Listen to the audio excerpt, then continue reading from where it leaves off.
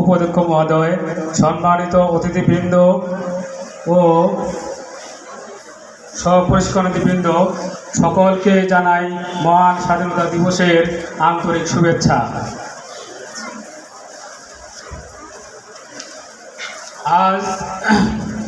আজ আমি এখানে দাঁড়িয়ে প্রিয় দেশের কথা, প্রিয় মাতৃভূমির কথা বলার সুযোগ পেয়ে সত্যি নিজেকে ধন্য মনে করছি।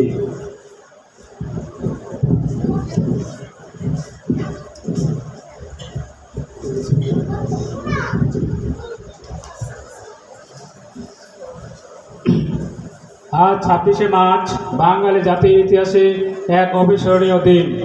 এই দিনে গভীর শ্রদ্ধার সঙ্গে স্মরণ করছি সকল বীর শহীদদের এবং মুক্তিযোদ্ধাদের, যাদের ত্যাগ, আত্মদান ও সাহসের বিনিময়ে পেয়েছি স্বাধীনতা। 1971 সালের এই দিনে শুরু হয়েছিল আমাদের স্বাধীনতা সংগ্রাম। দীর্ঘ 9 মাসের রক্তক্ষয়ী যুদ্ধের মাধ্যমে আমরা অর্জন করেছি আমাদের এই স্বাধীন বাংলাদেশ। এই স্বাধীনতা কোনো সাধারণ অর্জন নয়, এটি লাখো লাখো মানুষের ত্যাগ, কষ্ট ও সংগ্রামের ফসল। শ্রদ্ধেয় ও সম্মানিত উপস্থিতি, স্বাধীনতা শুধু একটি শব্দ নয়, এটি আমাদের দায়িত্ব, আমাদের চেতনা। একজন শিক্ষক হিসেবে আমাদের দায়িত্ব হলো নতুন প্রজন্মের মাঝে দেশপ্রেম, মানবিকতা এবং মূল্যবোধ জাগ্রত করা, আর শিক্ষার্থীদের জন্য আলোর দিশারি হওয়া।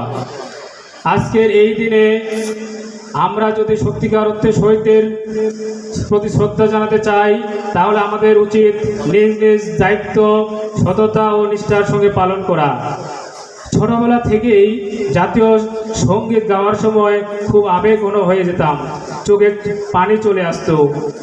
এখনও আবেগপ্রবণ হয়ে যায়, কারণ দেশ ও মা তখন একাকার হয়ে যায় আমার মাঝে। আর একটি কথা, মুক্তিযুদ্ধ বিষয়ক আমার বন্ধু রাশেদ চলচ্চিত্রে মুক্তিযোদ্ধা চরিত্রে অভিনয় করেছিলাম, এজন্য নিজেকে খুব ধন্য মনে হয়। কেবলমাত্র দেশপ্রেমের টানে দেশ, শিক্ষা, সাহিত্য, সম্পাদনা এবং সংস্কৃতি বিষয়ে লেখালেখি এবং অনেক কাজ করছি প্রায় 2 যুগ ধরে।